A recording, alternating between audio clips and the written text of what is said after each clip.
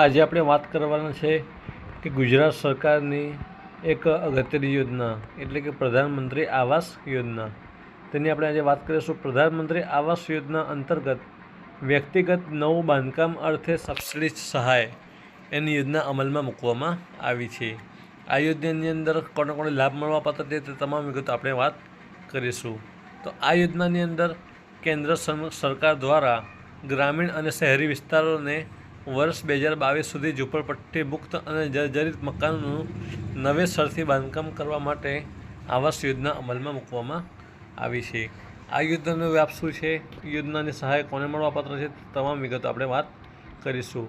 હવે કયા કયા લાભાર્થીઓને મળશે તે પણ આપણે અહીંયા જણાવીશું અને આ અરજી ક્યાં કરવાની રહેશે તે તમામ વિગતો આપણે વાત કરીશું. તો આ યોજનાની અંદર લાભાર્થી એક પરિવાર તરીકે જેની અંદર પતિ પત્ની અપરિણિત બાળકોનો સમાવેશ થયેલ હોય તેની અંદરથી આ લાભ મળવાપાત્ર રહેશે. જે પોતાની આર્થિક રીતે જમીન ધરાવતા વ્યક્તિ હોય અને તેમને પ્લોટની ઉપર બાંધકામ શરૂ કરવું હોય તે હેતુથી આ મકાન સહાય યોજનામાં મળશે. ત્યારબાદ ₹3 લાખ સુધીની આવક મર્યાદા અમલમાં મૂકવામાં આવી છે. લાભાર્થી પાસે આધાર કાર્ડ અને બેંક એકાઉન્ટ ફરજિયાત હોવું જોઈએ. ત્યારબાદ આવાસ પરિવારની મુખ્ય સ્ત્રીના નામ પર અથવા તે પરિવારની અંદર મુખ્ય પુરુષ અને તેની પત્નીના સંયુક્ત નામે કરવાના રહેશે. લાભાર્થીઓને જે આવાસનું નિર્માણ કરવાનું છે તેની ઉપર તેના તમામ ડોક્યુમેન્ટ જરૂરી પુરાવા જોવા મળશે. તેમજ તેના જરૂરી પુરાવા તરીકે ડોક્યુમેન્ટ આપવાના રહેશે. હવે આ યોજનાનો વ્યાપ શું છે તેની વાત કરીશું. તો લાભાર્થી પોતાની માલિકીની ખુલ્લી જમીન પર 30 બાય કાર્પેટ વિસ્તારની ખુલ્લી મકાન હોવું જોઈએ, એટલે કે ખુલ્લી જગ્યા હોવી જોઈએ. ત્યારબાદ તેની અંદર સહાય મળવાપાત્ર કેટલી છે તો આપણે વાત કરીશું કે કુલ સહાય 3,50,000 મળવાપાત્ર રહેશે. જેની અંદર કેન્દ્ર સરકારની સહાય ₹1,50,000 અને રાજ્ય સરકારની સહાય 2 લાખ એમ કરી અને કુલ મળી અને 3,50,000ની સહાય આપવામાં આવશે. હવે લાભાર્થીઓની પાત્રતા શું છે? જમીનનો માલિક અરજદાર પોતે હોવો જોઈએ.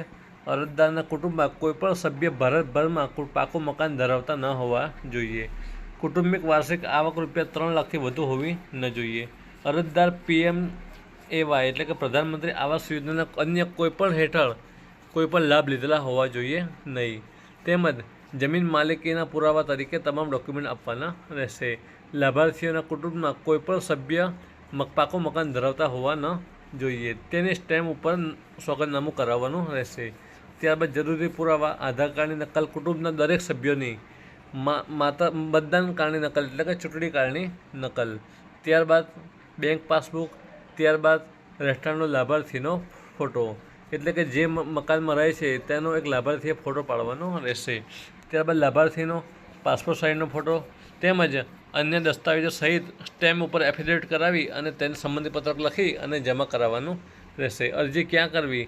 તો મહાનગરપાલિકા વિસ્તારના રહીશોએ મહાનગરપાલિકાની સ્લમ અપગ્રેડર્સ ઓફિસર કચેરીનો સંપર્ક કરવાનો રહેશે. જે તેમજ જિલ્લા કે નગરપાલિકા વિસ્તારના રહીશોને સ્થાનિક નગરપાલિકા જે કે જિલ્લા પંચાયતનો સંપર્ક કરવાનો રહેશે.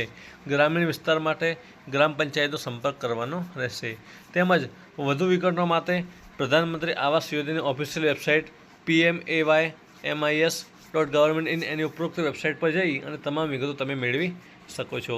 તો ફરીવાર તમને જાણકારી મળી ગઈ હશે કે પ્રધાનમંત્રી આવાસ યોજનાની અંદર ફરીવાર તમને સમજણ પાડી દઉં કે આ યોજનાની અંદર નવું પાકું મકાન બાંધવા કામ કરવું હોય તો તેના માટે સરકાર દ્વારા સહાય આપવામાં આવે છે.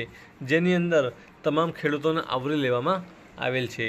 તો ચેનલની અંદર નવા હોય તો ચેનલને સબસ્ક્રાઈબ કરજો, લાઇક કરજો, શેર કરજો, જેથી આવા તમામ વિડીયો તમને અને તમારા પરિવાર સુધી મળતા રહે.